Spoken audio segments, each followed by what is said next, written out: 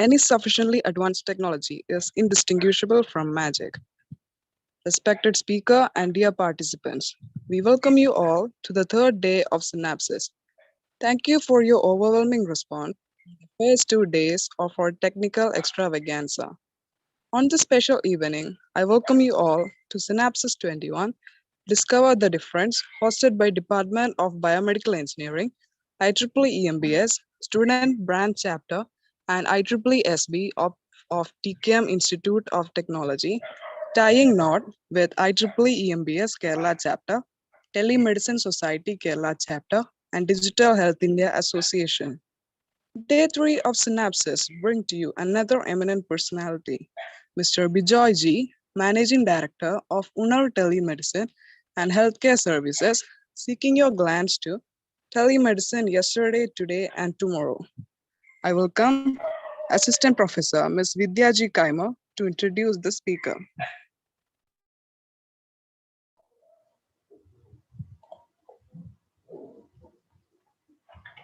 Thank you, Manasa. Am I audible? Yes, ma'am. Okay. Thank you, Manasa. It is my immense pleasure to introduce you all to Synapsis 21 event entering to its third day with an eminent speaker, Mr. Bijoy M G. Mr. Bijoy M G is the Managing Director at Unarv Telemedicine and Healthcare Services, the first telemedicine company in the private sector of Kerala. He has been in the post since 2010, covering a long span of 11 years of dedicated and sincere work. He at Unarv Telemedicine and Healthcare strives readily to make healthcare attainable and affordable for all, makes sure no one is left out without the care they require, and is dedicated to their goal of health for all. Mr. Bijoy is the Honorable Secretary of TSI Kerala Chapter and an executive member, Telemedicine Society of India. He is an engineer with around 27 years of experience in healthcare technology areas and 2 decades of telemedicine service experience. He coordinated his first life-saving telemedicine guided procedure in 2003 on the ISRO telemedicine network.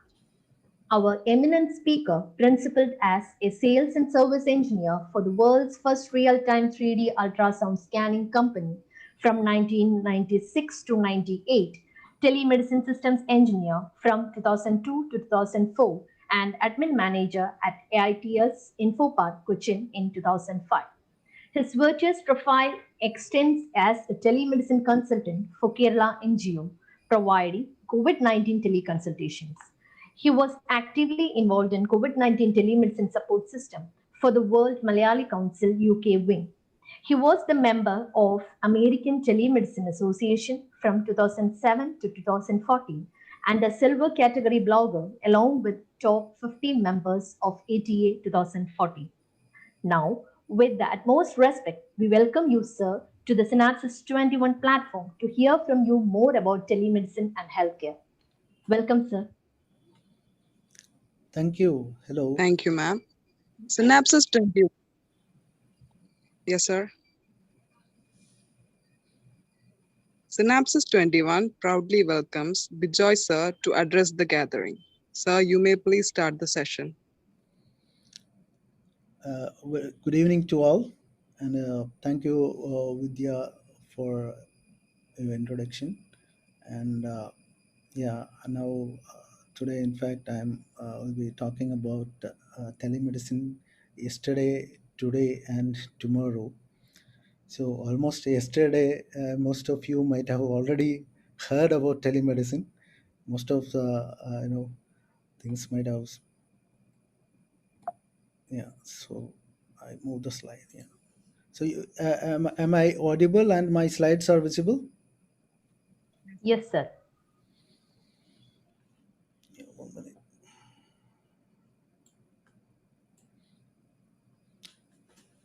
Telemedicine is basically, as everyone might have, yesterday also the participants might have already discussed that it is a communication platform connecting patient with the healthcare provider irrespective of the geographical area location.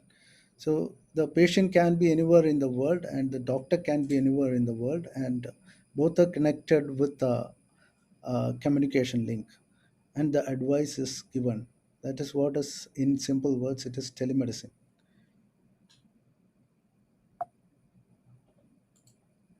So why the topic yesterday, today, and tomorrow?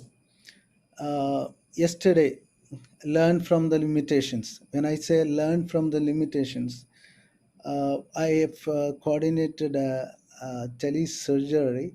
Not a surgery, it was a minor procedure. In fact, it was a life saving tele procedure.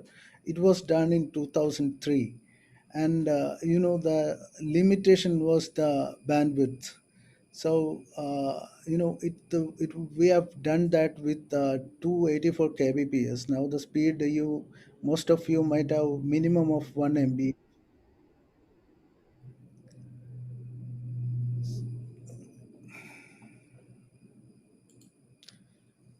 So we've done the life-saving tele procedure in the year of 2003, and in a 284 kbps, 256 kbps, because the maximum available bandwidth that time was, in fact, we used a satellite connection of ISRO, and 384 was the maximum limit. 384 kbps was the maximum limit, and we could perform the surgery and we could save a life.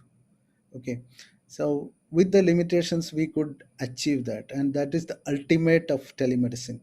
So we could save a life. And today, maximum utilization what we have, we should utilize. We have a infrastructure now in India. We have many telemedicine companies. They give support and services, and we should utilize it, in fact. So already we have the systems in place for telemedicine. We must utilize it. And tomorrow, as our all guru, Dr. APJ Abdul Kalam mentioned yesterday, in fact, our Baklu sir also mentioned about it. And so tomorrow, the dream.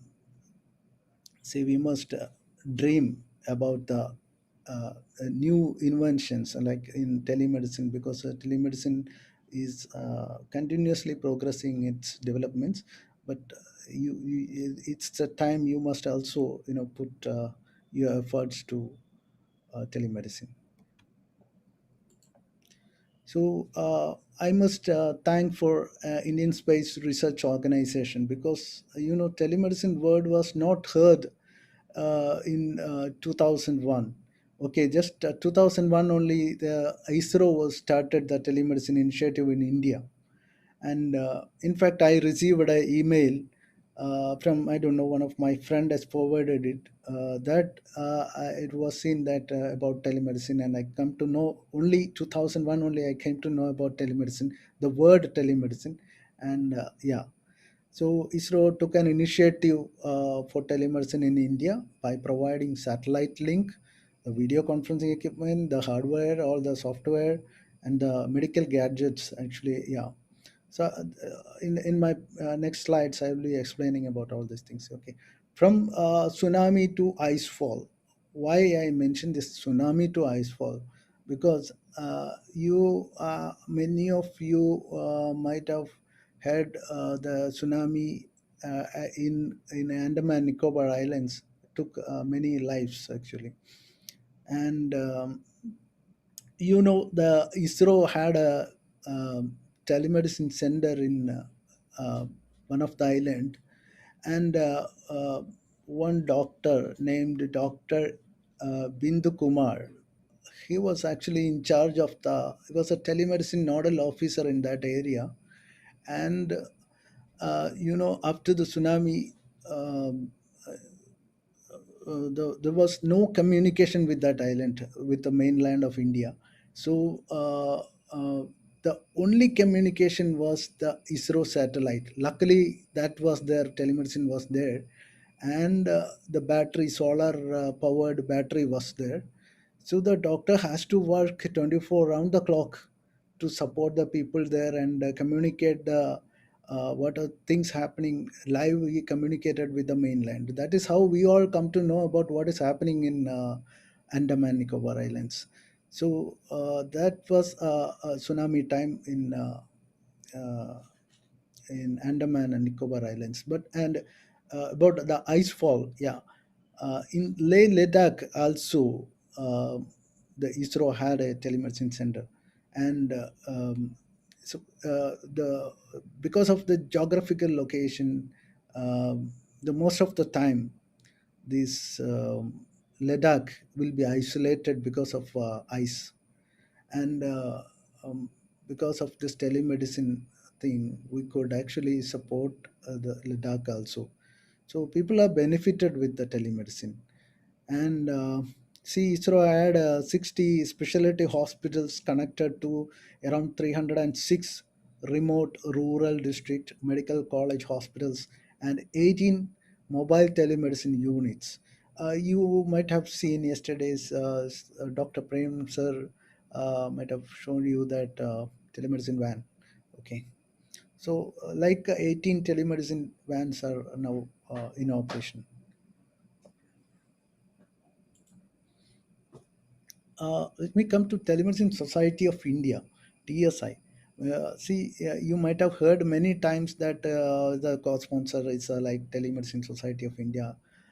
See, uh, Telemedicine Society of India is the first society formed to promote the scientific activities and a promotion of telemedicine in India. It's the first society formed in 2005 and headquartered it in Lucknow. Uh, and the Telemedicine Society, we had the we have around 9 to 10, 10 or 11 state chapters also there. And we are fortunate to have the first state chapter inaugurated on 19th January 2020. And that was the biggest chapter with around 70 doctors took membership in that chapter. And we are planning to have kind of sign up with the institutions like TKM and all. We are planning to have sign up for student membership. So probably later you can also join in the Telemedicine Society of India. And about telemedicine, you might have seen all the slides yesterday, day before yesterday, and the basic requirements for a telemedicine is a connectivity. Connectivity, you can say, it's a POTS, plain old telephone line, is also a connectivity which can use for teleconsultations. And later on it become ISDN, and then become the internet lease line, and satellite link that also comes as a connectivity part. Okay, then video conferencing equipment, so require a dedicated video conferencing equipment, or mm, the now you see most of the mobiles are having video cams, and you can use the consultation, video conferencing, and the software. And for telemedicine, see that medical record system, electronic medical record system is required for the so telemedicine purpose. So it should government has recommended few standards like SNOMED and ICD-10 and uh, DICOM. Okay, so some standards are there for software. This just I'm going to play a video about this is about just a telemedicine. You please listen to it. It's a 1 minute video.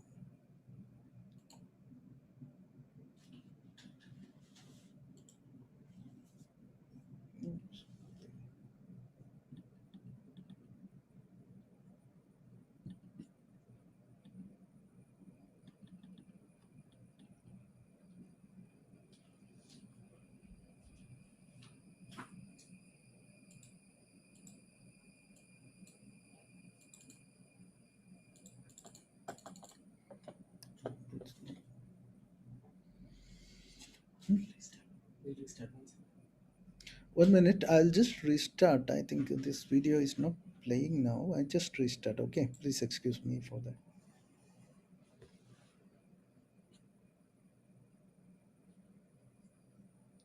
Disconnect ആയോ?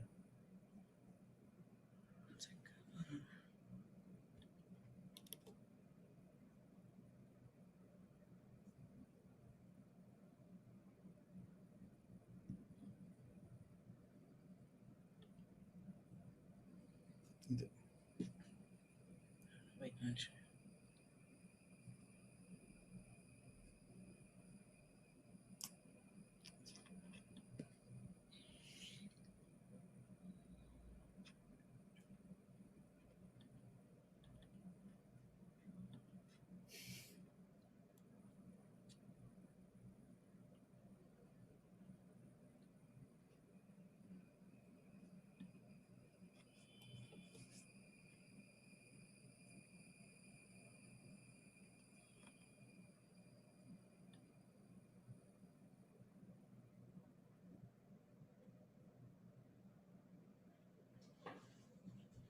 switch over to this. Yeah, I will switch over.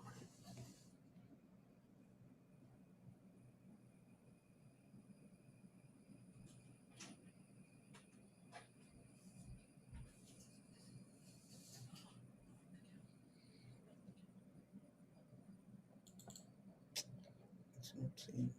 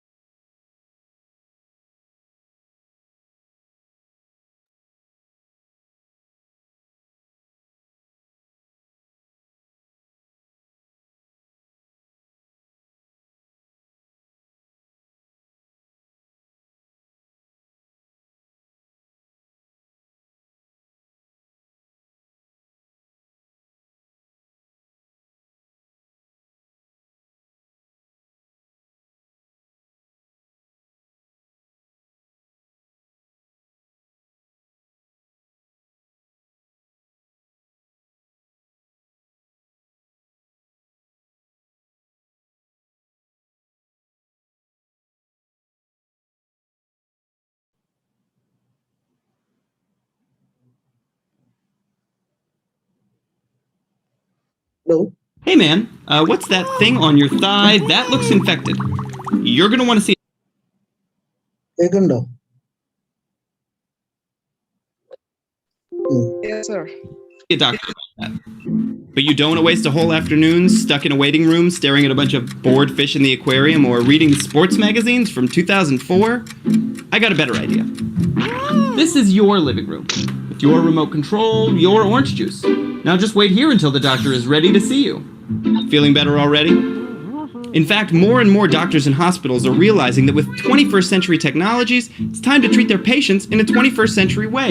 Seems like a no-brainer, right? That's what the neurologist said. I'm kidding, you're gonna want to keep that. Honestly, who wants to be surrounded by a bunch of coughing, hacking, sick people in a waiting room when you can set an appointment and keep it, all from the comfort of your couch? Or office? Or Caribbean villa? It's time for us to expect telemedicine. Why? Simple. Telemedicine works. Hello, am I audible? Yes, sir. And how was the video? Were you able to see the video? Yes, sir. You repeat the video?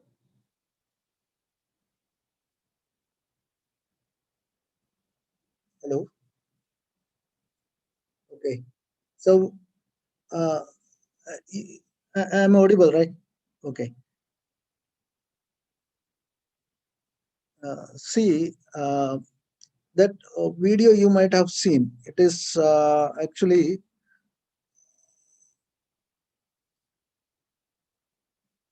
this video was actually presented in a contest by American Telemedicine Association. Okay, this man won the first prize in this.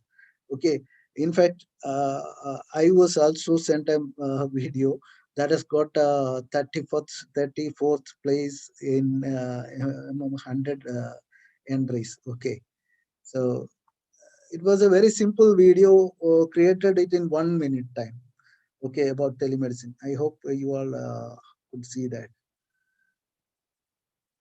And see, this is a technology evolution. The uh, pods. That name, I just wanted some of you also maybe to understand what is pods. Okay, that's a plain old telephone service. It was used for teleconsultation. In fact, Alexander Graham Bell has invented this in 1876, and um, it is all from Google only. So sulfuric acid spill on his hand, and he called the doctor. So that is how the teleconsultation happened. That's what the it's a Google info. Okay. 1920, Bell Labs gave an initial start to the video conferencing. Okay. Combining healthcare with video conferencing, that means the telemedicine, real video conferencing with the telemedicine is started in around 1940s. Okay. And see, the communication link was ISDN. So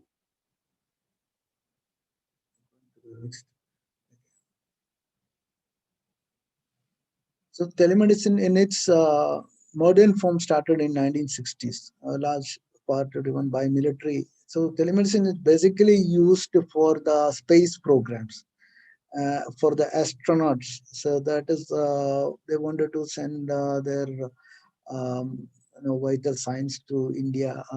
Sorry, to the space station, and they were monitored. Okay. So that was the reason, because telemedicine, and now the telemedicine is accessible to the common man. And after 70s, trans telephonic monitoring devices were invented. Okay, so I'll say what is trans telephonic is. I'll come back to that in the next slides.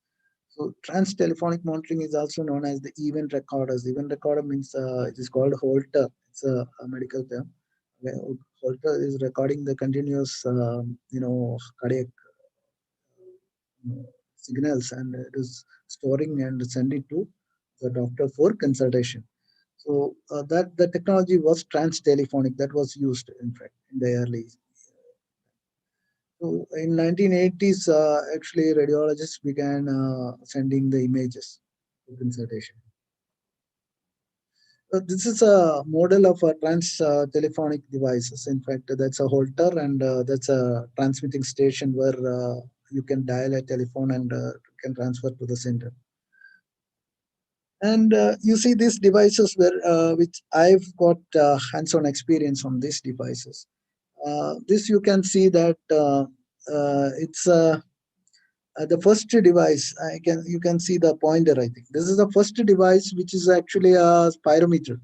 Okay, spirometer, which actually gives you the capacity of the lung. Okay, and that's a trans telephonic device. And after taking the reading, you can see there is my phone symbol is, you can receiver symbol, you can see there, and there's a hole is there. Okay, so that actually it's a D2A, digital to analog. In fact, after taking the reading in digital, and it goes to analog, and it after taking the reading, the patient dials to the doctor, and receiver keeps close to this device. So it generates a noise sound, and that actually transmits to the other end. Other end actually it receives on a modem, and it is converted into a graph and also the value. Okay, and next to that you can see a device which is a 12-lead ECG device, and that is also a trans telephonic device. Okay, and it takes its got three leads, and that three leads connected to the two to the leg, and one is to the hand, and the other three readings.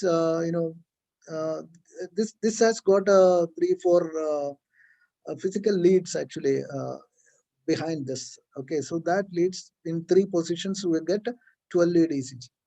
So that also transferred to the using that days it was telephone, using telephone it used to transfer. The other thing is a very small device. It's like a mobile phone. It is actually a single lead ECG device. It also does the same thing. And this bigger one is actually a recorder which can actually record about 100 ECGs. Though, so a nurse can go into a place where there is no access of the any other system, so that the nurse can go there and record around 100 patient data, and then they can with the demographic, and then they come to the nearest point where they can get a telephone line, and then can connect transfer the ECG. Okay, this the trans telephonic devices. Uh, it was actually using. I'm not very sure, but in Mayo Clinic, it is in the US. It is been used, and on their website is given. They may be using it another couple of years. So, and this is a demo. Okay. Uh, See, you can see this is a demo. In fact, they're recording the ECG on a trans telephonic device, um, and there's a on the next photograph you can see that doctor is receiving, and the other photograph the person is standing, is sending the ECG over the telephone. After calling the doctor, he's transmitting it over the phone.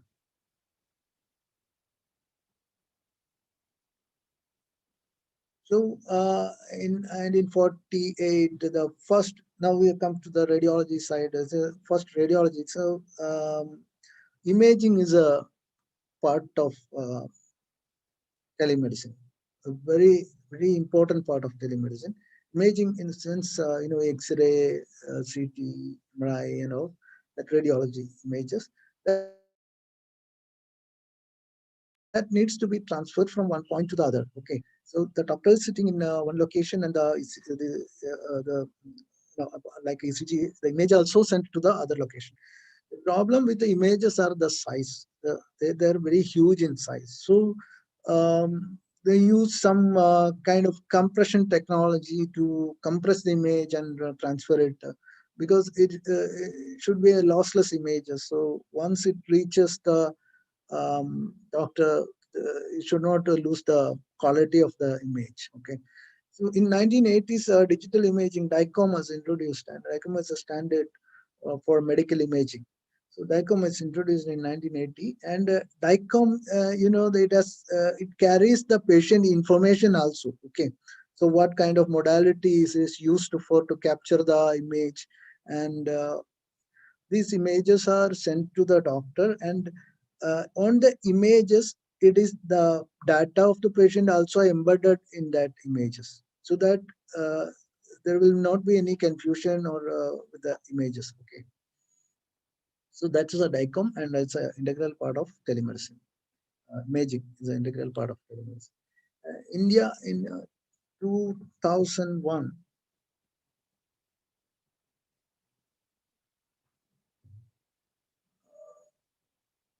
In India in 2001, so dedicated this telemedicine all began in 2001. Okay, so dedicated satellite connection provided by ISRO, video conferencing codecs used, and telemedicine software provided with DICOM and all. So connected devices like ECG, SpO2, spirometer. These are the devices. I know that you must be knowing all these devices. ECG, SpO2 means SpO2 now everyone knows actually because of this pandemic. Uh, Everyone knows that SpO2. And then spirometer is a calculates the lung volume. NIBP, non-invasive blood pressure thing, is a blood pressure thing, and glucometer is used to record the blood sugar level in the blood. Okay. So that devices. That devices were connected. Most of the devices were wired connection. It is wired to the system computer. Okay, that time it was like that. Even ECG was connected. Wired devices were connected. Capture the ECG online, and streaming was there. In fact, 2002 and all, live ECG streaming was there. Okay, so now we come to today. Okay, today the major issue is Corona. So you all know we are all sitting at home and doing all the activities from home only. Okay, so Corona, but one positive thing is it has got upliftment of telemedicine. So the pandemic made us think about safe consultation options lead to increased use of telemedicine. So you can see, I've been working around 2 decades, but I was trying very hard to speak to, I was trying hard to make convince people about telemedicine. But now, uh, you know, everyone knows about telemedicine. Each and everyone knows about telemedicine, and we have a lot of government, even Kerala government, we have telemedicine coming up. We are very good in that, and Kerala actually we're good model in healthcare. Okay, so we are actually around yesterday's presentation. Day before yesterday's presentation, Sudhamani ma'am was saying that. About 200 hospitals are connected, uh, totally paperless. Okay, and it's a proud for all of us actually, because the large scale implementation in the government sector, it is happening in Kerala. Uh, and even telemedicine also is going to be installed along with that. What is the advantage of that is, see, if you go anywhere in Kerala, you the system, you don't need to carry your health record. You go any hospital, any government hospitals in Kerala, you will have your health record, and that is a beauty of it. And that's going to come. And see, later on there is some interconnectivity issues going to come actually, because see, now the data is with the government sector, and see, for private hospitals there will be some connectivities will be coming. Okay, so that your data will be accessible even from the private hospitals. So there will be private partnerships will be coming. So Government of India introduced telemedicine practice guidelines in this March actually, just before the pandemic. Government of India introduced telemedicine practice guidelines. So that before that, practicing telemedicine was uh, not illegal, but not legal also. Okay, so but there was no issues actually. It was going on, and but just before the pandemic, our government worked on practice guidelines, and it is implemented. Now any doctor can practice telemedicine who are in India. So, and next thing is video conference platforms are now compatible with the mobile phones. Now the mobile phone technologies are come up in a big way, and video consultation systems, video conference systems are supporting by all the mobile platforms. So now, WhatsApp, people are consulting with WhatsApp and all. Uh, Laptops and mobile, everything supporting the video conference. Okay, mHealth platforms were adopted widely. Okay, a free mobile telemedicine platform was introduced by Government of India, eSanjeevani, and you are lucky to have the coming session. One of the coming session, the project head will be there with you. So, move to the next slide. So today, devices like digital stethoscope, ECG machine, SpO2, more equipments plugged into the telemedicine now. You can say now mobile connected with ultrasound probe is available in the market, and you can see the. See, I can show you this. See, uh, this is an electronic digital stethoscope. Actually, this you can see there's two ends. If you connect this end to a normal stethoscope, it will become a you can see it is a Bluetooth based system. Okay, it is a Bluetooth based system. When you connect this to a this tubings, this stethoscope tubings, if you connect here both ends, and I think you all can see this. Okay, so it functions as a uh, digital stethoscope, and the data it is a Bluetooth based, and data will be sent to the mobile phone with software, and it can be sent to the doctor. Okay, so in this pandemic, these kind of devices are very much useful for this. And tele ICU, you can see that that's a development that's called tele ICU. That's in fact you must be knowing the ICU. You heard of ICU intensive care units. So the difference between a normal room and the intensive care is it will be connected with many equipments like infusion pumps, syringe pumps, and cardiac monitors and all. So all the data. See, maybe if this setup can be done at home, if the patient is not that serious, only monitoring is required, then these things are available to connect at home. That is in the Internet of Things, actually, Internet of Medical Things, actually, that technology has come, and these devices can be plugged into Internet and it can be monitored from any different location, actually. Okay, geographically, it can be monitored from anywhere in the world. So that is tele ICU, and tele home healthcare is also the same concept, and it may not be that all the sophisticated the ICU equipments. Otherwise, all the basic parameter equipments can be connected in the monitor home healthcare. Okay, that's it. And then you already seen the slides. It is actually it's a robotic surgery unit, and one fellow is sitting and looking at something that is a doctor.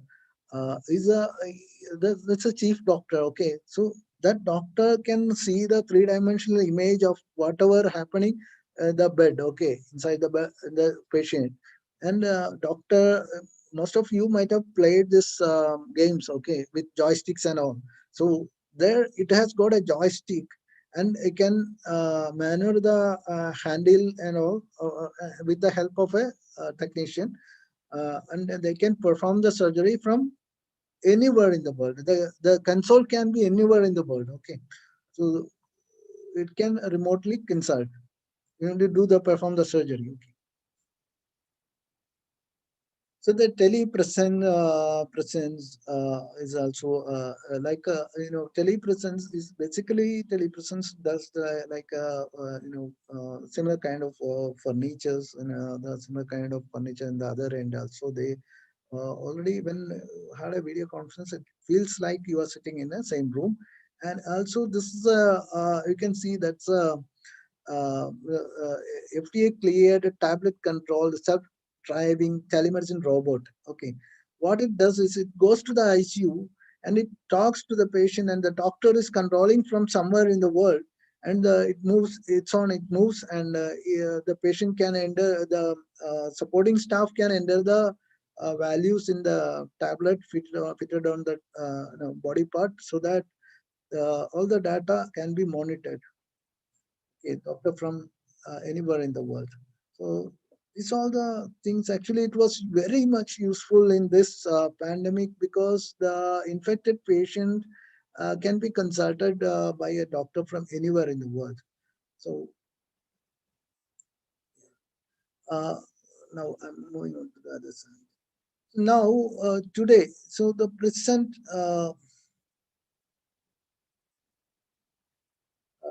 models of telemedicine practices in India. Now, the patient to doctor, what you might be doing, and many of you might be doing. You know some doctor in your network, and you are sending an email to the doctor, and he just go through the your reports and report it back. Okay, already you might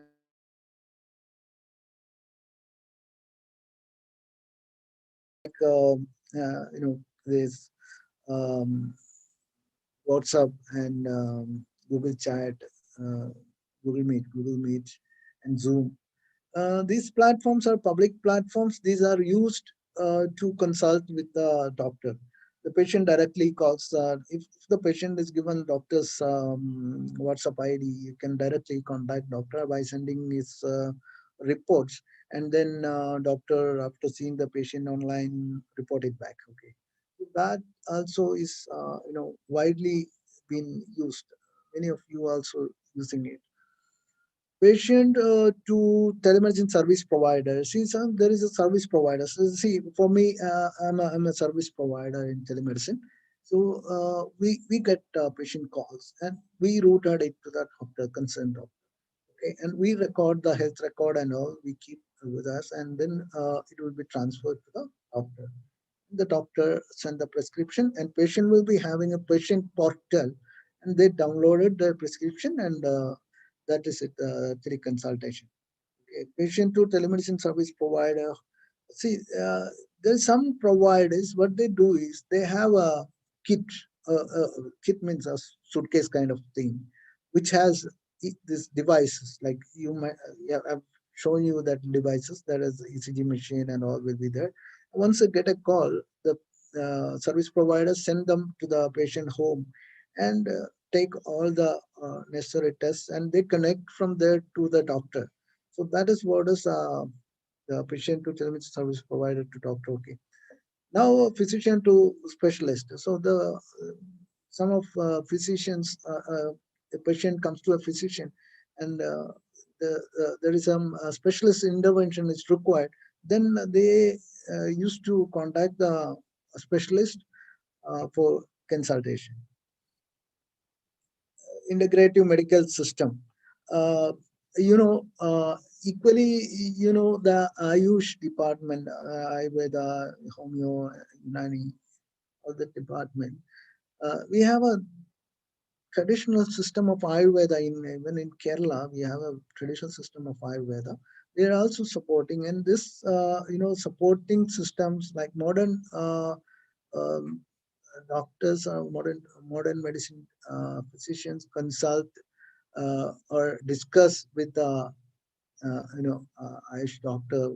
That's an integrative medicine system. Okay, they use telemedicine system for that. This is a CME program, a tele-CME. I forgot to write tele-CME program because the doctor, Dr. Jitendra Nath, doctor was in Wayanad, and he was taking a lecture for the ബഹുമാനപ്പെട്ട panchayat president Anwar ഉണ്ട്, Kalady panchayat members, training വന്ന എല്ലാവർക്കും സ്വാഗതമുണ്ട്. ഇന്നത്തെ ഒരു training, അതിന്റെ first aid, ആദ്യത്തെ ചോദ്യം വന്നിട്ട് എന്തിനാണ് ഒരു ഫസ്റ്റ് എയ്ഡ് ട്രെയിനിങ് കൊടുക്കേണ്ടത്. അപ്പൊ അങ്ങനെയാണ് ഇപ്പോൾ എന്റെ ഭാഗത്തും പിന്നെ മിസ്റ്റർ ബിജോയ് ഓഫ് ഉണർവ് ചേർന്നിട്ട് വന്നിട്ട് ഇങ്ങനത്തെ ഒരു പ്രോഗ്രാം കൺസീവ് ചെയ്തെടുത്തത്. നമ്മുടെ ഇടയിൽ ഇപ്പോൾ കാണുന്ന കുറെ അപകടങ്ങൾ എന്ന് വെച്ചാൽ ഇപ്പോൾ ചുറ്റും എന്തും എപ്പോഴും സംഭവിക്കാന്നുള്ള ഒരു കാലഘട്ടം വന്നുപോയി. ഭൂമികുലുക്കങ്ങൾ വരാം, ബിൽഡിംഗ് കൊലാപ്സ് വരാം, തീപിടുത്തങ്ങൾ വരാം, അല്ലെങ്കിൽ നമ്മളിപ്പോൾ അടുത്ത് നമ്മൾ കണ്ടത് സുനാമി. ഇങ്ങനത്തെ അപകടങ്ങൾ വരുന്ന സമയത്ത് നമ്മളെല്ലാം ഒറ്റ വാക്കിൽ ഡിസാസ്റ്റർ എന്നുള്ള വാക്കാണ് പറയുന്നത്. ഇപ്പൊ ഡിസാസ്റ്റർ എപ്പോഴും സംഭവിക്കുന്നത്, ഡിസാസ്റ്റർ സംഭവിച്ച ശേഷം ഉടനെ വരുന്നത് ആൾക്കാരെല്ലാരും കൂടി ഓട്ടം പായുന്നുണ്ട്.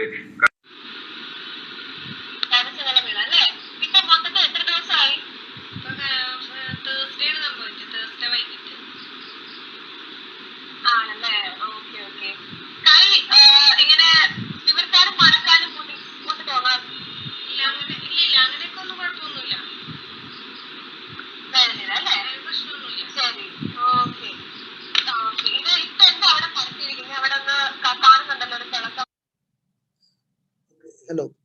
In fact, this was a consultation for a burn consultation, and the CME was by one of the doctor was given a CME for the ASHA workers. And just as brief about a video conference and types of video conference, hardware-based and software-based. Two types of video conference are available. And, just going for hardware-based video codec. This is a codec. Okay, it's used to connect. It's with a PTZ camera, a pan tilt zoom camera, PTZ, and it connects ISDN and LAN. Okay. The basic bandwidth it uses is 64 kbps to some certain GBs. Okay. Now depends on the model goes high, the bandwidth also goes high. And protocol basically it is using H323. That's a basic thing. Okay. For point-to-point call, basic protocol is H323. And so you can see that the hardware-based video phones were available. You can see that phone actually it is not a picture. Actually, you can see that. This is video phones actually. Okay, so this actually use different kind of protocol to connect. In fact, it is session initiation protocol called is used to connect, and it's also widely used system for video consultation. And you can see it's a software-based video conferencing. Software-based video conferencing, the basic is WebRTC. Now it's a web real-time communication is introduced, and with this, it works browser-based video conferencing, so that on your Google Chrome or browser, you used to do your searches and information retrieval and all. Similar way, you can use video conferencing also with a camera on your, even in mobile, it works on mobile also. And they're using a compression technology that is H264, basically they're using. This is for just your information. On the right hand side, you can see that it's actually a training for a CPR training, which was given by one doctor, okay, from a different location. So now it comes to VR, AR, and MR. So there is one more terminology is also there, VR. Mainly we say that VR, you know that virtual reality, you might have already seen virtual realities using the kind of goggles, and VR in fact transports to the virtual world. So we are taking us to the virtual world, okay. But VR is virtual reality, okay. AR is augmented reality. What it does is, if you're using the augmented reality, you will see a digital thing on your, can be bring a digital thing in your way, okay, in your screen. That is what a digital element on your real world. Okay, they can bring a digital thing. And MR is a combination of both. In fact, I wanted to show you the AR, just a small bit of AR thing. Let me see. Once I've finished this, I'll just show. I'll try to show. And you can see that see it is even mentioned tomorrow, but you can see it is still there available. I'll try to play that.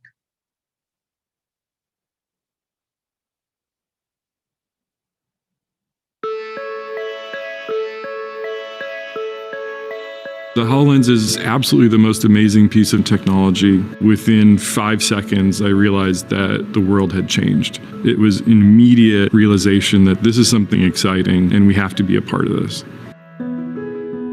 Seeing things in 3D is something that you could do before with some glasses.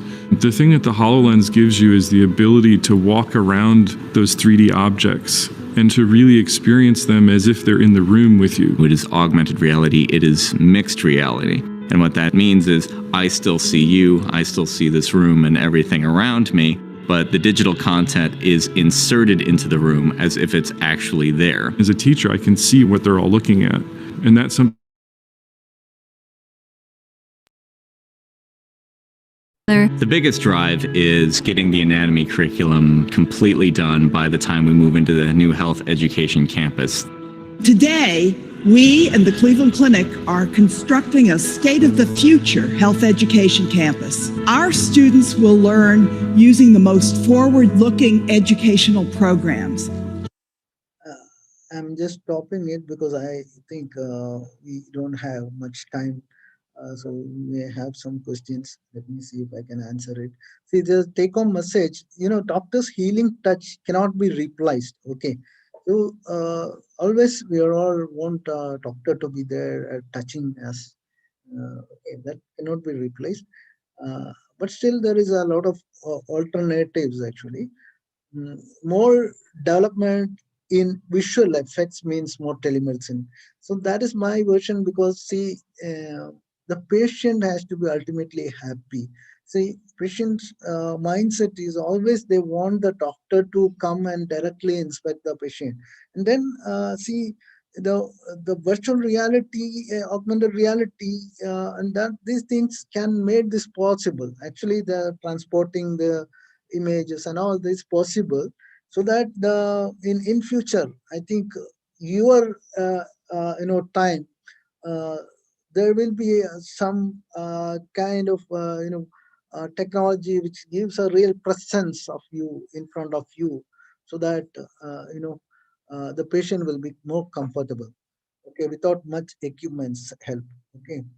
And yeah, development in AI, this artificial intelligence, it gives actually, the this is actually this language, the data, you know, it gives the precise, it can reach to the precise, decision making. So that is what AI does actually. So yeah, it can also predict the outbreak of disease outbreak and all. So it all depend on you, dear students. You are the future, and yes, uh, see, and thank you. This lockdown may be withdrawing. It doesn't mean Corona withdrawn yet. Okay, stay safe, stay healthy, and do more telemedicine. And you can see some of the devices which are Bluetooth based. You can see on the top 3-4 devices are there that are all trans telephonic. The other devices are Bluetooth based. That was in, I used it in 2005. Okay, so that were there in 2005. Okay, so it is almost long time, and we used a Windows mobile phone for that. Okay, capturing. Anyway, thank you. I think I did something basic information for you. Thank you very much. If you have any questions, I can, let me see, I can answer. Thank you for that wonderful session, sir. It was indeed our pleasure to hear from you such an astounding session. Now, with your permission, let's move on to question and answer sessions. Participants may kindly raise your questions in chat box.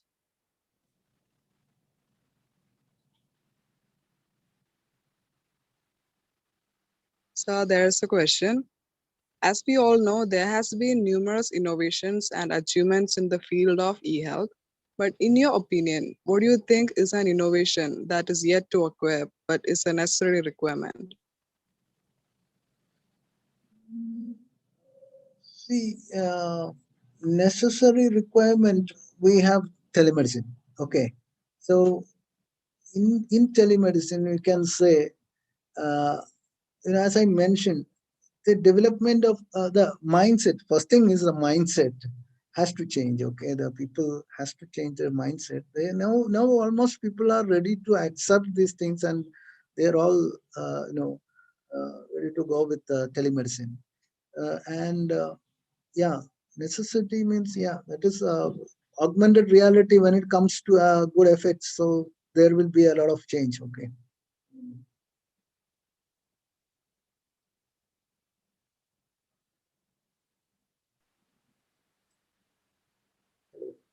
Did I answer it?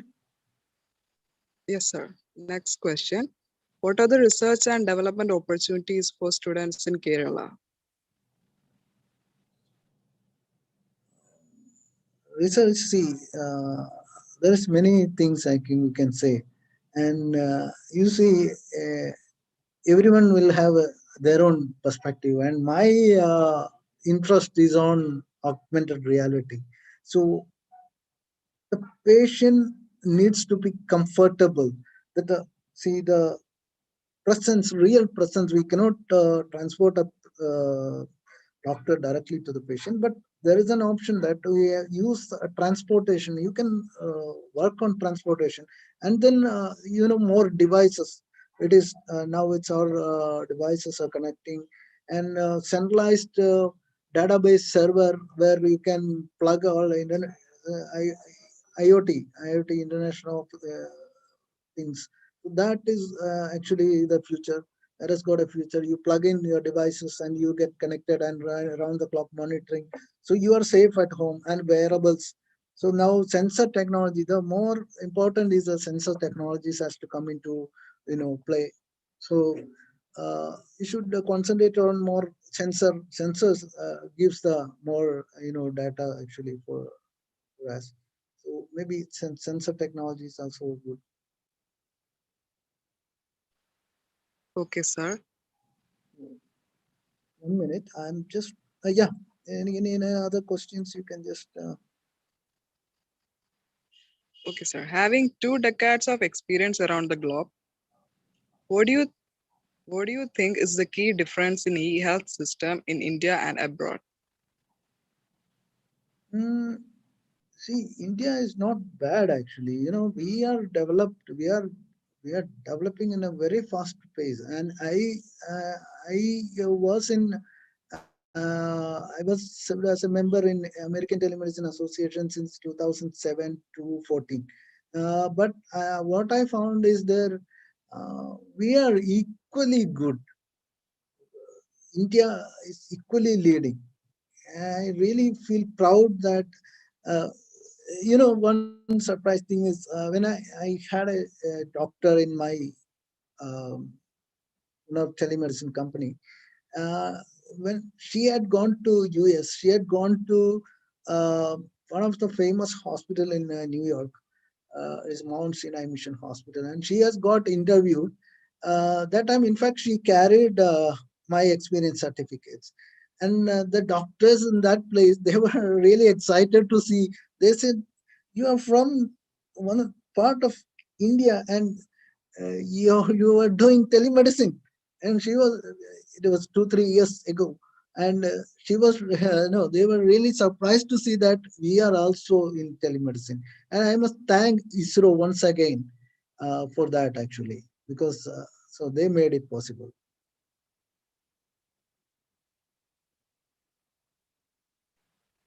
Okay, sir. Sir, another question. Do Yeah, you think healthcare technology one day in future can replace a doctor? never. That is no, no. We cannot replace a doctor. Because see, ultimately, it all works on algorithm. So you cannot replace the algorithm is written by a human brain only. So you cannot replace a brain. We are we are using our brain is using a very small part of our brain. The intelligence, we are using a very small part of our brain. Okay, so we are very big. It is yeah. Nothing can be replaced by doctor. Okay, you can you'll have to doctor has to be there. 1 minute. Thank you, sir. 1 minute. Uh, 1 minute. 1 minute. So is the questions over? Yes, sir. 1 minute. And just before winding up the session, I just wanted to try something. My was just want to try something. Uh, you can see. Can you see this?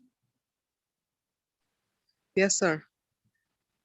So this is augmented reality. Okay. Is it working? Yes, sir. It's working. So this is our corona around. So be safe. Okay. So this is augmented reality.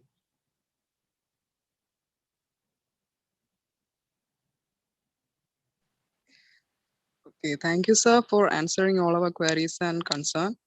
I believe this session was really a illuminating session for all of our participants.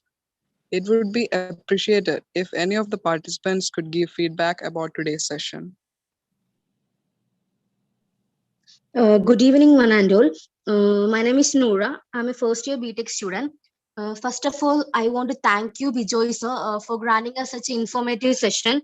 You indeed give all the answers to our doubt, giving us clear idea about the topic, telemedicine yesterday and today. Your section let us know more about telemedicine.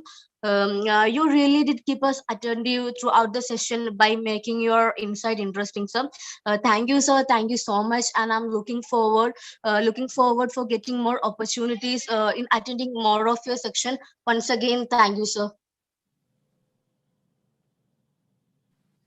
Thank you, Noora. Next, I welcome Vinayak for delivering vote of thanks for the session. Thank you, Mansa. Can you hear me? Yes, Vinayak. Okay. First of all, good evening to all. Myself, Vinayak S. I'm a second year biomedical engineering student of TKM Institute of Technology. Thank you. First of all, I thank Synapsis 20 Fund for giving me an opportunity to express my gratitude in this session. We are very glad to have almost 200 participants in the third day of the event and the cooperation we had. Moreover, I thank Bijoy M G sir for taking time for us in between your busy schedule and enlightening us with your knowledge. I also thank you for giving us an excellent coverage on telemedicine yesterday, today, and tomorrow.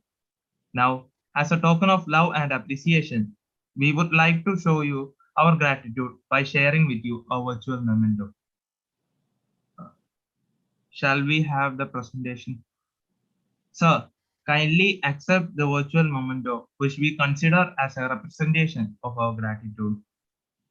Thank you. Now, Thank you very much. And thank you, Noora, and thank you, Vinayak.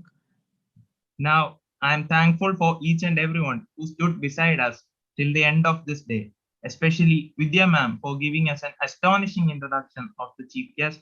My sincere gratitude to Blaze, IEEE EMBS SBC, and IEEE SB of TKMIT, and also our collaborators, Telemedicine Society of India and Digital Health India Association, who are the backbone of this symposium. Let me also take this opportunity to thank IEEE Kerala section and Mr. Alan, the section ECC, for the immune support being extended to us. I thank Ms. Manasa for her wonderful comparing and Ms. Noora for sharing her feedback for the session. And it would be ungrateful if I had end up not acknowledging the participants. The response you have given us are beyond words. Once again, heartfelt gratitude from the bottom of our hearts. Thank you, Mohan sir, and thank you, Vidya ma'am, and then Dr. Nita Panikar. Thank you very much for inviting me to speak on this session. Thank you very much. So always my support will be there for in future activities. I humbly request all the participants to kindly fill out the feedback form. This marks the end of today's first session. I would like to thank our speaker, Mr. Bijoy, without whom this event wouldn't be successful. And thank you for taking out time from your busy schedule. I once again, on behalf of the whole team, thank everyone for your patient listening. We will catch you back shortly with Dr. Uma Nambiar for the next session on the topic, Opportunities of Young Engineers in the Telehealth Ecosystem. Until then, stay tuned or join back in 20 minutes by using the same link on both YouTube and Zoom. Have a good time ahead. This is Mansa signing off.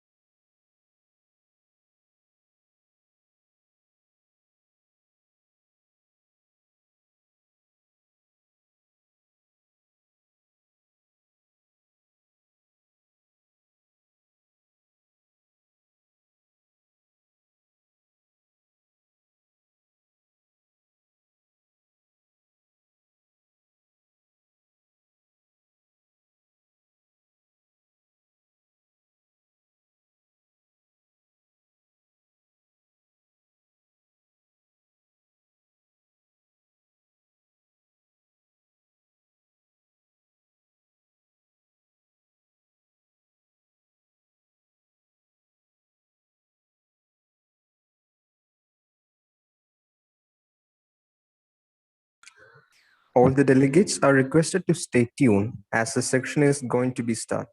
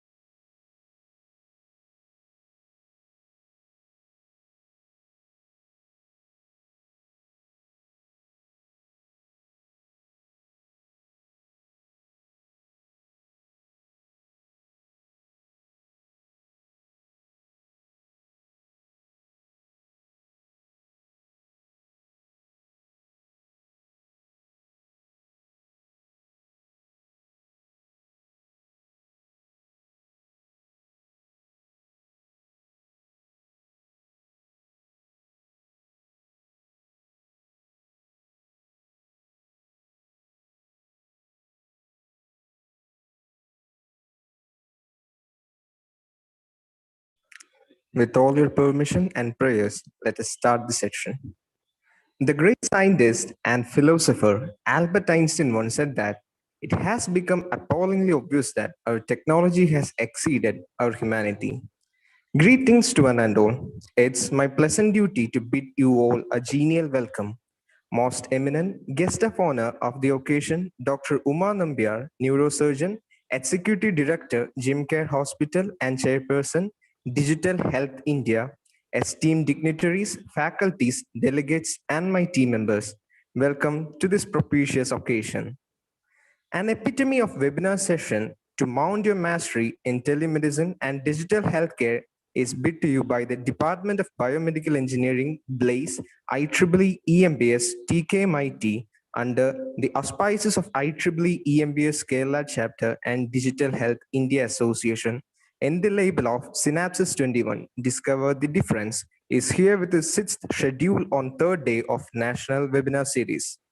The topic for today's section is Opportunities for Young Engineers in the Telehealth Ecosystem. Now, I would like to call upon Assistant Professor Ms. K.R. Harsha to give a brief introductory session about our illustrious speaker, Dr. Uma Nambiar, to the gathering. Ma'am, please. Thank you, dear. Am I audible? Yes. Hello. Yes, ma'am, you're audible. Dr. Uma Nambiar. Well, today we are all lucky enough to have the presence of our respected guest of honor, a very well experienced personality with over 30 years of experience in the medical industry. Let me introduce you to Dr. Uma Nambiar, who is a neurosurgeon, healthcare administrator, and an international healthcare consultant. Dr. Uma Nambiar completed her MBBS in December 1982 from Armed Force Medical College, Pune. Thereafter, did her master's in general surgery from Pune. She had also completed MCH in neurosurgery from Sri Chitra Thirumal Institute of Medical Science and Technology in the year 1993. Concerned in public health and national integrity, our speaker had received numerous awards, including Global Healthcare Award, Global Healthcare Digital Women Leadership of the 2021 Award, CXO Excellence Award 2021 at 6th CXO Digital Innovation Health Summit. She was also honored with the Indian Achievers Award for Promising Startup for Gym Care Hospital. Dr. Uma has reflected her excellence as CEO in Global Health City, Chennai, and has worked as a head of Department of Neurosurgery in Rajiv Gandhi Cancer Institute, New Delhi. She is the founder president of National Cancer Care Foundation and eHealth Foundation. Our distinguished speaker is member of Appealing Committee of NABH and an affiliated principal assessor for NABH. She has also shown her potential in various esteemed institutions in India like IIT Chennai, IHMR Bangalore, TSS Mumbai, IHMR Jaipur, and many more to say. Currently, she is the Executive Director of Dream Care Hospital, Kannur, Kerala, co-founder and chairperson of Digital Healthcare Association, independent director and board member. Also the chairperson of Risk Management and Advisory Committee of HEMA's Group of Hospitals, Sri Lanka. Dr. Uma is former technical expert and knowledge partner, Africa Health Business Symposium, Nairobi, Kenya. She is the Kerala State Health Coordinator for World Malayali Federation and a member of Healthcare Panel CI Kerala. She holds the position of the Vice President of Kerala State Chapter of Telemedicine Society of India. With a never-ending impressive profile, Dr. Uma Shankar is an excellent choice to talk about opportunities for young engineers in the telehealth ecosystem. We are very much honored to welcome you, ma'am, and over to your session. Welcome, ma'am. Thank you, Harsha ma'am, for your words. Actually, those words gave a clear-cut picture about our illustrious speaker. Now, the wait is end. Let us all synchronize our attention to the most valuable speaker, Dr. Uma Nambiar. Ma'am, the platform is yours. Thank you so much. And if you don't mind, can I just start sharing my screen? Of course, ma'am. The technical team is on it. All right. Okay, so here we go. Okay.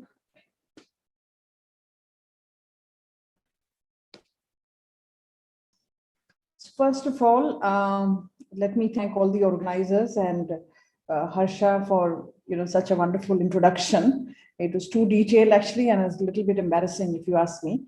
But thank you for the opportunity to speak to all the young students. What I love most is that when we have to share our knowledge, whatever we have gathered, not only what we have got from the books, but also from the corridors as we walk through life, that the knowledge, whatever we have, must be shared. And in that, I am extremely delighted to be speaking to the students today who are, going to be the biomedical engineers of tomorrow. And let's look at what are the opportunities for you in the telehealth ecosystem.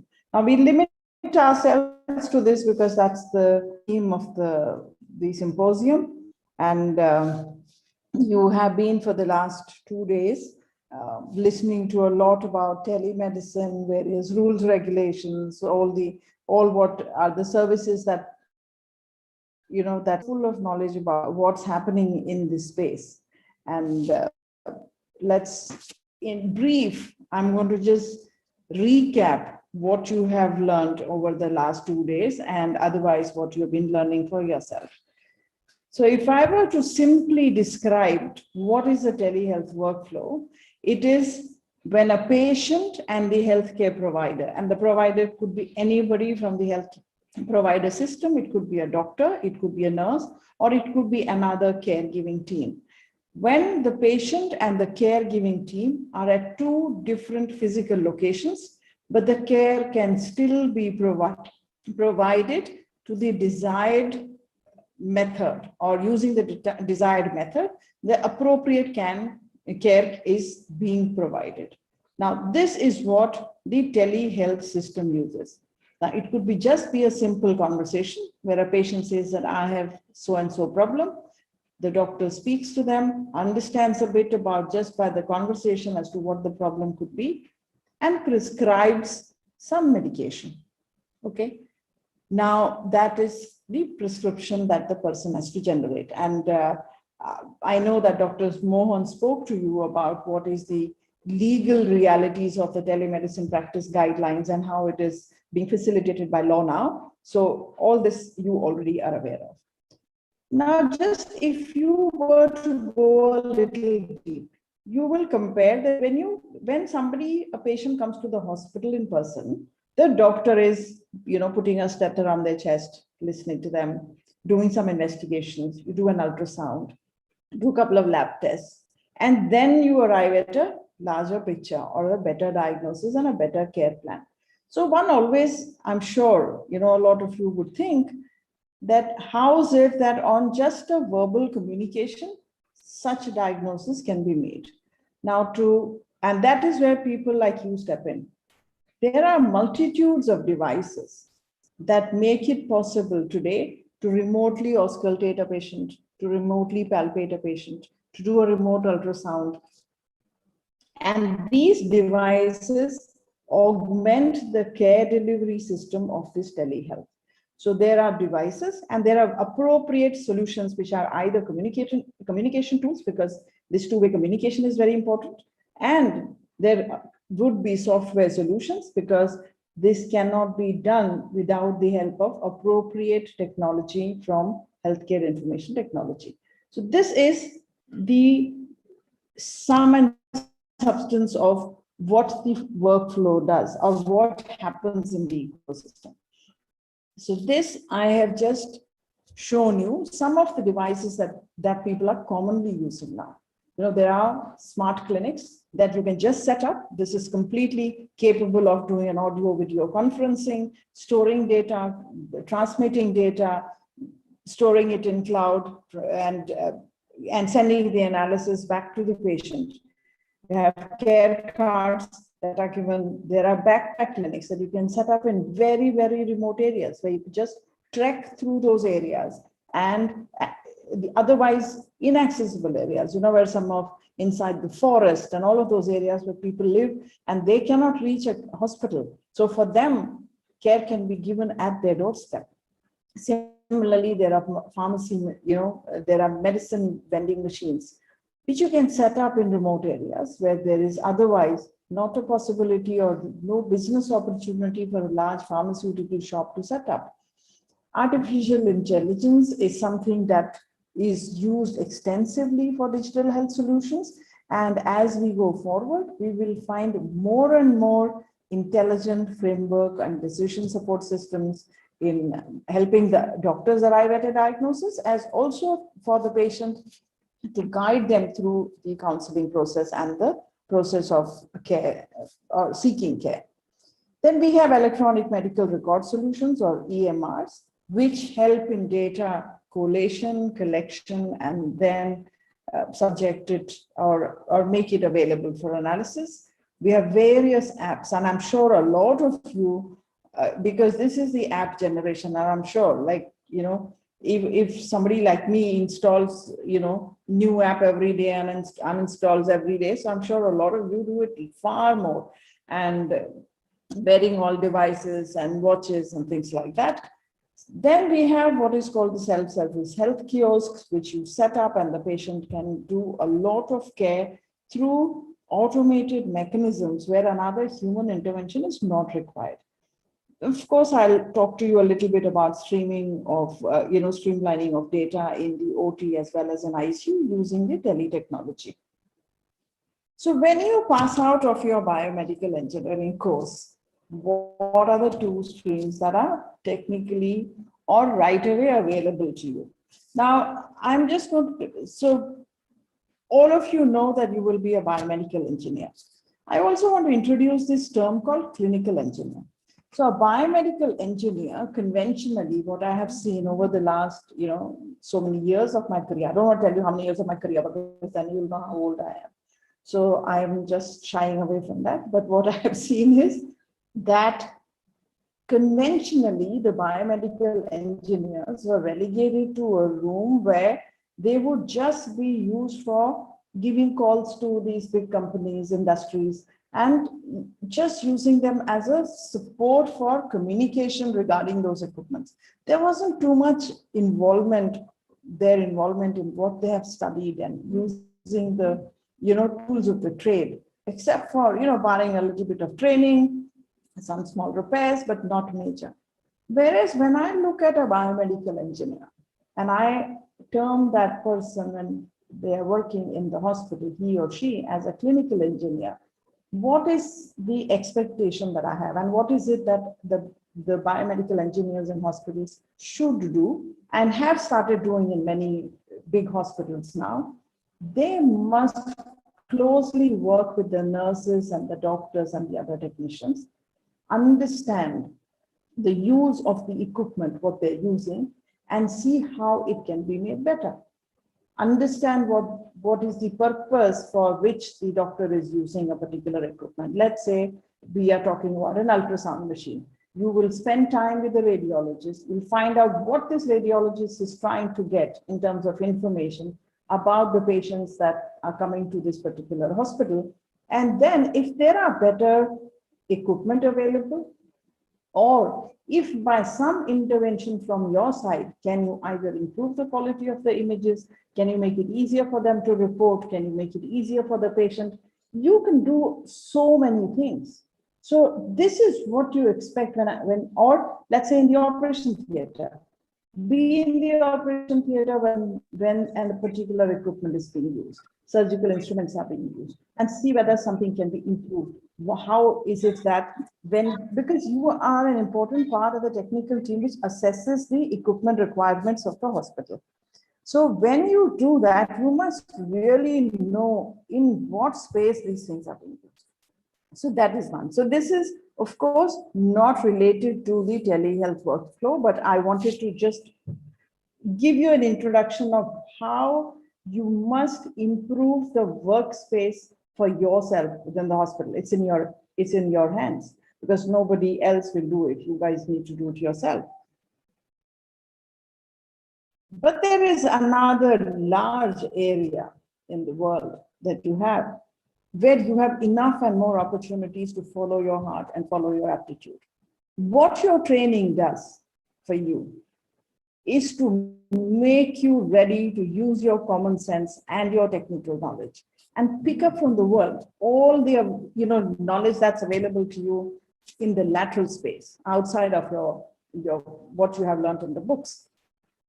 Books make you literate, but what you think from your heart, what you gather from around you, makes you smarter. So you can also, and this knowledge, what you have gained, should be able to give you the courage to follow your heart. So that is, it is not to say that, so some people would otherwise, I know of enough people who said that, I never really wanted to do this, but if my parents forced me to do it and now I'm stuck with 10 years in this profession, 20 years in this profession, and I don't know what to do with myself because I don't enjoy what I'm doing. See, we have to realize, why do we want to work? When we finish our college, we need to study maybe further. Yes, but eventually we all will work. Why do we want to work? Yes, we want to make money. But at the end of the day, what is our ultimate aim? To be happy. And to be happy, it is important to use your knowledge to make yourself happy and to gather enough knowledge to add to what is your existing knowledge to make yourself happy. So this is why it is very important to see that if your heart is on something, follow that. And I'll come to those opportunities for you in your selected space. So we spoke about clinical engineering, we spoke about biomedical engineering, and for engineers in the healthcare ecosystem, there is another or multiple job opportunities in the healthcare IT industry. So clinical engineering, we spoke about, but here, how does your knowledge of telemedicine or participation in telehealth ecosystem, how do you do that? You need to enforce your space. You need to strengthen your space within the telemedicine department of the hospital, because there is a lot of hardware and equipment that's used. There is a lot of communication technology that is being used, and there will be a lot of devices that are being used. Now, I'm sure a lot of you know about robotic surgeries. So if you have a robotic machine for doing surgeries in your hospital or robotic interventions, you would be the owner of that equipment. Okay, so you will be participating in that. So that's your role to do that. If there are point of care devices which are being used for telemedicine consultation from your hospital, those devices are in your custody. You need to know those devices. You need to know how they work. You need to know how to calibrate them. You need to know how to make the best use of them. And you need to also, before all that, you need to know how to select the right device, and to figure out whether there is some made in China equipment which is going to last for a day or whether it is a robust machine which is coming from a good industry. So you need to be able to, and now with all those multiple small devices, your challenge is actually more because you need to be able to figure out which is not fake. So the genuineness of the equipment. So the devices that are used in this ecosystem is, as a biomedical engineer, you need to understand that they could be for remote evaluation, which is, as I said, that you may have a digital stethoscope. So the patient puts the stethoscope or the so-called the digital stethoscope. The patient will put that device on their chest, and doctor sitting in another hospital somewhere far away in another part of the world will be listening to that heartbeat and making a diagnosis. Okay. For monitoring, there would be these pulse oximeters. You've seen how now so many use of pulse oximeters, probably more common than what people wear a watch now. Investigations, many of these sensor-based investigations, patches, remote diagnosis using all the information from these various devices that we've said, and intervention, like I said, robotics. Similarly, there are other interventions that one could do. So this, as an engineer, what all can you do for the device? You could be in the design team because you understand healthcare engineering requirements in the healthcare ecosystem. When you know that and you have a communication with doctors and nurses and the people who work in the healthcare industry and what you have learned as part of your biomedical engineering course curriculum, you should be able to design new devices that are required, that make care easier, that make care cheaper, that make care accessible to the remotest part of the world. You should be able to either develop yourself or assist in development of such devices. If you're not doing that, you could be part of the team that is testing these devices, or you could be working with either the patient system or the healthcare delivery system to implement these or to deploy as an implement. And there are any number of such devices. I wanted to touch upon tele-ICU. So routine teleconsultation, patient sitting at home, doctor talking from a hospital, we are all very familiar with because COVID has made it so popular. And I think more than anything else, if the media has been talking about something, it's telemedicine consultation. So it's a good thing that has happened. I must introduce you to something called tele-ICU. Now, there are two different types of tele-ICU. One is a tele-ICU where there is just a camera in the ICU room and the image is received at a distant location where the doctor is sitting with a set of monitors where it can see the image. So that camera picks up the image of the patient. The camera picks up the image of the reading on those monitors. So it will just capture that image at that moment. So it has a static image. Okay, so it captures that. And that is one type of tele-ICU that many people have been using. There is an upgrade. Now there's a true tele-ICU, and I want to tell you what is a true tele-ICU. True tele-ICU has all the equipment in the ICU is hooked onto a software which captures all the data automatically. So the equipments talk to each other, and through this software, which captures the chart, it gives you all the trends and has all the readings pertaining to that patient. And these are reviewed by an intensive care specialist sitting in a periphery or in another town, in a bigger hospital. So with this, the advantage is that if I was the intensivist and I was looking at these images, I don't have just a static image that, okay, this person's saturation, oxygen saturation is 86 now. I can see the whole trend and I say, okay, this is just a dip. Probably the pulse oximeter is not connected properly, so reconnect. Okay. Whereas if somebody else saw that one reading, they'll say, oh, maybe the patient needs to be put on ventilator, right? So this is something that we need to understand how the tele-ICU works. And when you are buying equipment for your ICU, Now, if you're going to be so it's like a command ICU. If you're going to buy for the command ICU, you know what kind of equipment you need so that can receive the images from a peripheral unit or a slave ICU. So if there is a slave ICU, you know, even there you need to have some important equipment that communicates through this software to a remote setting where a doctor is going to be and take care of the patient. And this is very important in our country. And why am I saying this? The number of intensive care specialists in our country is very less.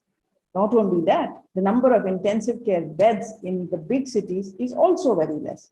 The other thing is the number of intensive care beds in the small cities or small towns is virtually non-existent.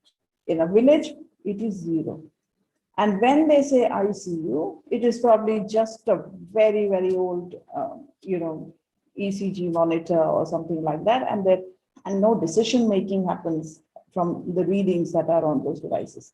The intensive care, true intensive care to a patient is nothing but by an intensivist based on the sets of data from the ventilators, from the different monitors, the different devices, infusion rates of being given.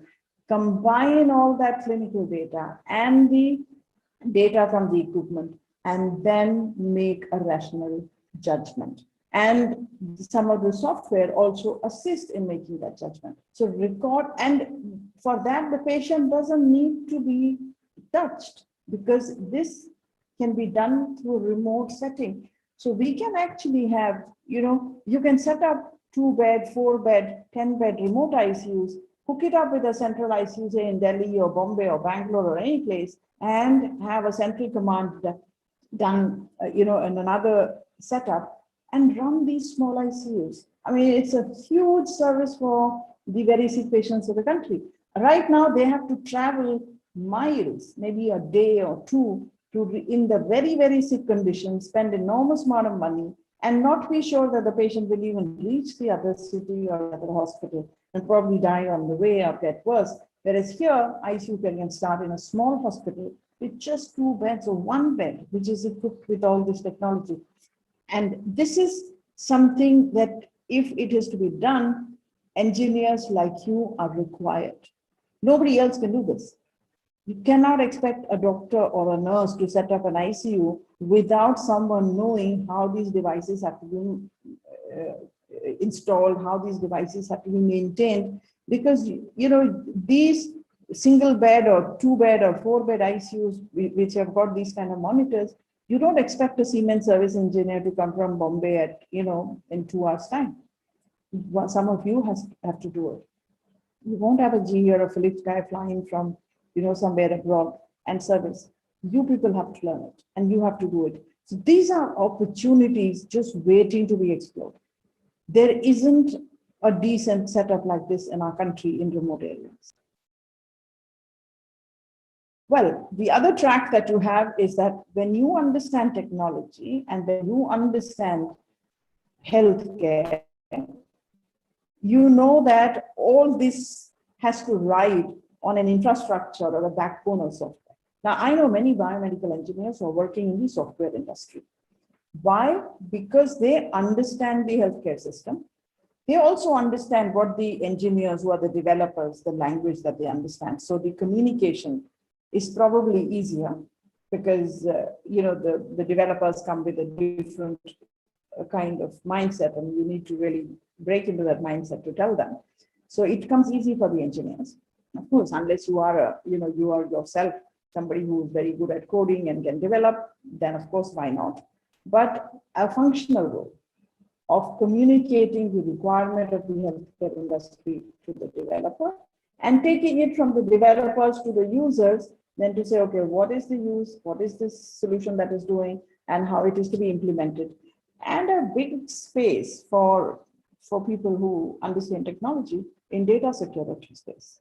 So you could actually be directly working in the IT industry doing all this. So this is, what I wanted to tell you about what the healthcare ecosystem offers you. Now, I have just picked up what are the possibilities today, okay? And what are the possibilities today in India? I have not picked up on the opportunities that are available to you the world over. But a large part of it covers the developing world or the, the low economy countries and the emerging markets. These are your immediate markets. And this is what is, I would say, the emerging job market. A lot of these jobs were not existent, say 5 years ago. A lot of them are not there. I mean, we didn't hear of health apps and these Fitbits and the watches and all of that till about, say, 3 years ago. Nobody started using it. So the system has now come of age. If there's one good thing of COVID that has happened, it is the emergence of telemedicine as a system which is going to be used more and more. And it's a huge industry which is just waiting to explode. So I mean, I'm involved in many projects with various telemedicine providers. And one thing that there is an acute shortage of is people who make the devices, the right devices, to enable them to either diagnose patients or monitor patients. And that is directly on your plate. This is a bit, I hope that a lot of you will be the smart entrepreneurs of tomorrow, making a huge difference in the delivery of healthcare. So with that, I want to close this, and I am ready to answer any question that any of you have. I'm stopping to share this, okay? And of course, my email ID is here. Please feel free to communicate. This deck of slides is available in your office. I'm all right with anybody using any of this. Thank you so much, ma'am. Those words of yours are much enough to encourage a young aspirant to the new era of healthcare. Such an adorable section that we all will remember throughout our life. So, ma'am, as you say, the next section will be a question and answer section where the participant can post their queries in the chat box.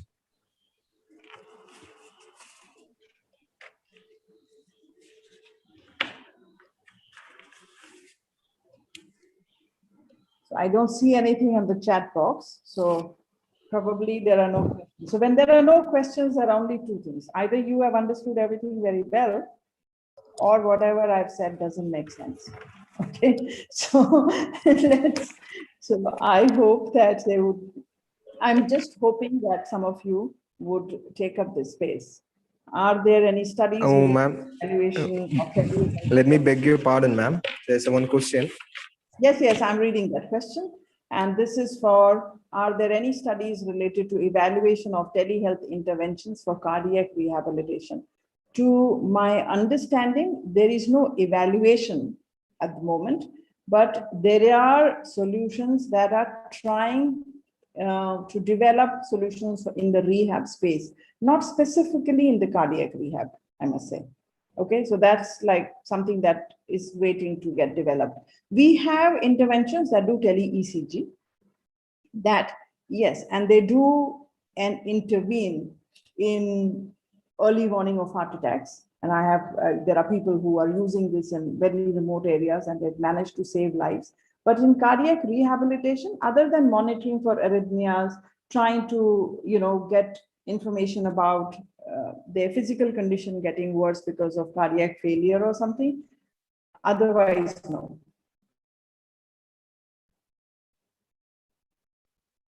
Any more questions from the participants? So let us conclude this section. Now, thank you very much. Yeah, thank you very much. And if anybody has any questions later, can you share your experience as a principal assessor of NABH? Well, I've stopped doing it now, but I used to do it till about 6, 7 years ago. And I must have assessed many hospitals, at least more than 40, 50 as principal assessor alone. So I must tell you, I will tell you about why NABH assessment first before you say principal assessor. NABH is a great thing for the country, and it is something that will improve the healthcare of this country. So there's no doubt about that. As a principal assessor, what my attitude has always been is to try and encourage the hospital where I've gone to assess to improve from what they're doing. So not only I would find out what they're not doing right, I would also take a session on saying how they can fix the problems, whatever they have, instead of saying, okay, you fix it. So, and if anybody has, you teach them after you're done your assessment. I have seen hospitals put in an enormous amount of work when they go in for assessment. And what I have also noticed is that there will be a sea change in their pre-assessment time and the post-assessment time, and always for the good. They would have fixed things that they have not fixed for years. They would have trained people which they didn't have earlier. They would have, bought new equipment or made sure that all the equipment is, calibrated. And it sets in that quality. So once it starts, then it is, it is maintained for life. And that is a good thing that I see. So I have always found that it's been a very, very positive, effect of the assessment process, and just the desire to get assessed. It's a positive process. What is your opinion about biomedical-based startup it's an excellent idea. In fact, I wanted to mention this as well.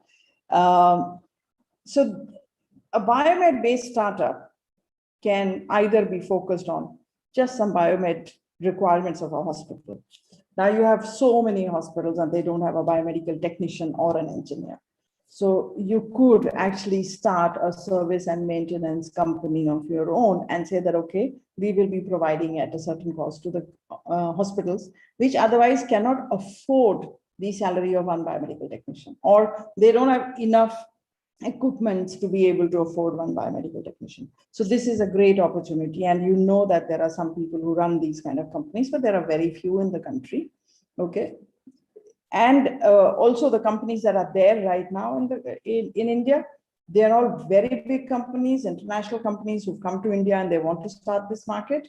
And they're in big cities. They're in Delhi, they're in Bombay, they're in Chennai, but they are not there in small towns. So it'll be great if you can do this for small towns, and it'll be even greater if you can do it for government hospitals, because government, I don't think even has a cadre in many of the government organizations for a biomedical engineer. Okay.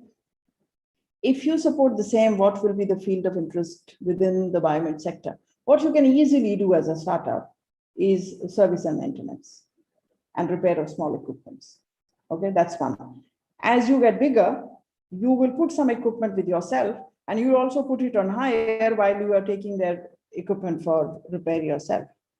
And then as you get even bigger, you will become the repair and representatives, or the level 1, level, or the level 2, level 3 support of big companies. Because right now, like initially when you start, you'll just be able to provide the level 1 support for big companies. So if I have a GE ventilator, you probably also, when you're working if you have a contract with my hospital, let's say, you will do level 1 support for something like that, but you will be able to repair an ECG equipment perhaps.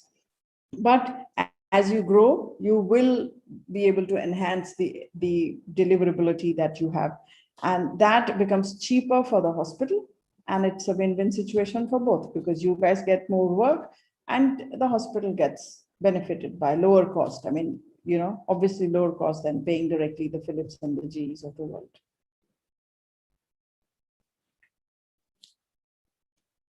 Thank you so much, ma'am, for answering all our queries. You're welcome. Yeah. All right, thank you very much. We can have the next speaker, I suppose. Thank you.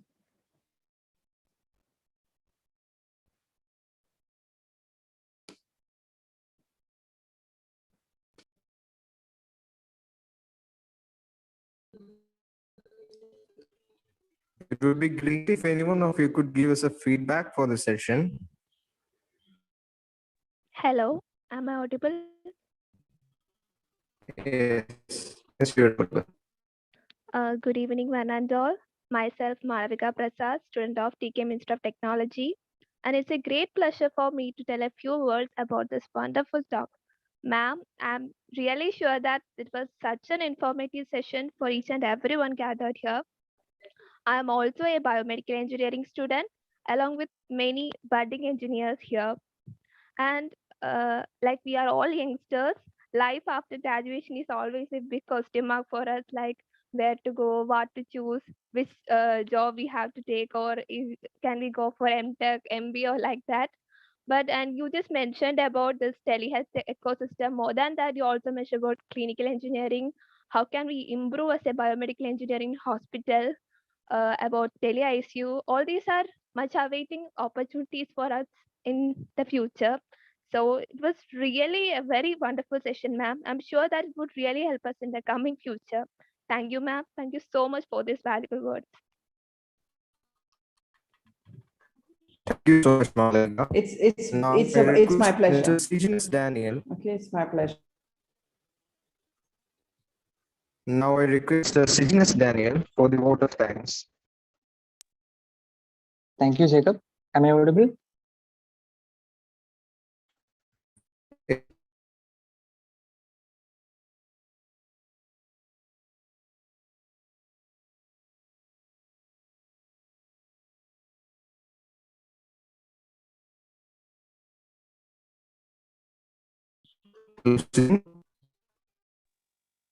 Jacob, am I audible? Yeah, you are audible. Okay.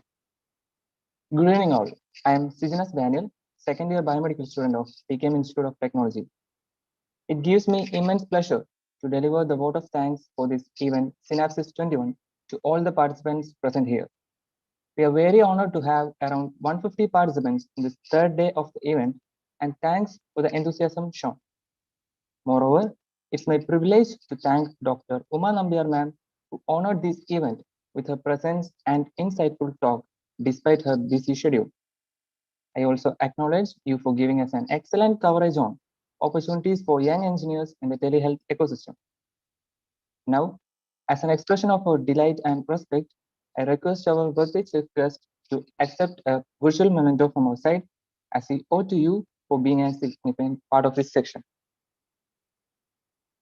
Shall we have the presentation on the screen, please?